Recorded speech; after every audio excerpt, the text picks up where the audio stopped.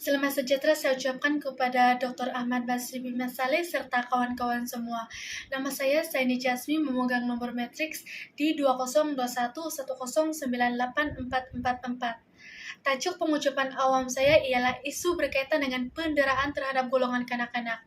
Apakah maksud penderaan kanak-kanak?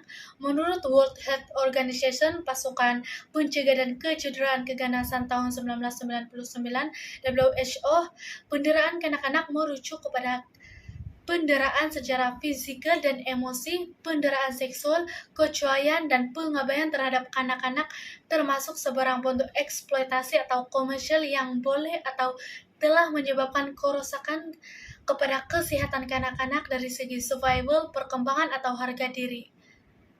Ini adalah dalam konteks di mana pendera ada perhubungan tanggung jawab kuasa atas kanak-kanak berkenan atau pendera ialah seorang yang dipercayai oleh kanak-kanak. Seterusnya saya akan menyatakan beberapa jenis penderaan. Penderaan yang pertama ialah penderaan fisikal yang terdiri daripada kecederaan ringan sehingga kecederaan teruk seperti patah atau kematian. Penderaan yang kedua ialah penderaan seksual, yaitu memenuhi kepuasan kehendak orang dewasa termasuk eksploitasi komersial melalui pelajuran atau penghasilan gambar lucah. Penderaan yang ketiga ialah penderaan emosi. Penderaan emosi ini dikenal pasti melalui aktiviti bully di sekolah, tabiat suka mengenakan orang, memperkecil dan memalukan, mengurung, dan sebagainya. Penderaan yang keempat ialah pengabaian. Pengabaian terhadap anak-anak yang menginap di rumah orang di mana orang dewasa tidak memberikan keperluan khas seperti pendidikan, makanan, tempat perlindungan, dan sebagainya. Selanjutnya, kesan-kesan penderaan terhadap anak-anak.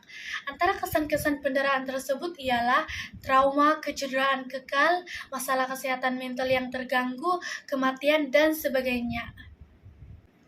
Mengikuti statistik penderaan yang telah dilaporkan dalam tempo setahun di Malaysia telah menjejak 1.910 kes dalam tempo setahun.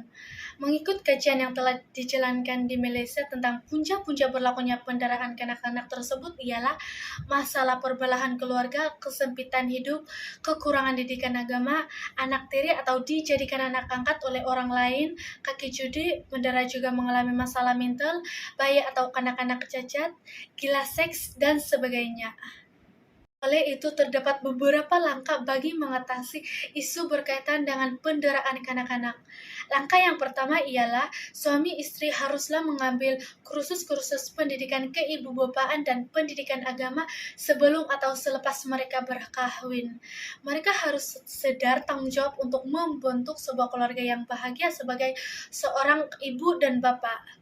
Apabila menghadapi tekanan, mereka harus menghadiri sesi bimbingan dan konseling supaya tidak melepaskan tekanan mereka kepada pasangan atau anak-anak. Langkah-langkah yang kedua ialah masyarakat harus mempunyai semangat kecerdasan yang tinggi.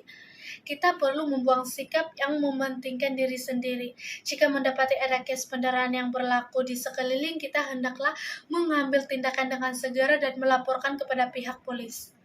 Langkah yang ketiga ialah pihak berkuasa harus mengambil tindakan yang lebih tegas dan adil bagi mengenakan hukuman yang berat kepada ibu bapak atau siapa saja yang mendera kanak-kanak. Pihak berkuasa juga harus memperkukuhkan lagi dasar kanak-kanak negara. Kesimpulannya, penderaan kanak-kanak merupakan perbuatan yang keji yang dilarang oleh agama dan di sisi undang-undang. Semua pihak perlulah mengempleng tenaga dan berganding bahu untuk membanteras gejala ini agar dapat ditangani dengan segera demi kesejahteraan masyarakat Malaysia. Itu sahaja daripada saya. Sekian dan terima kasih.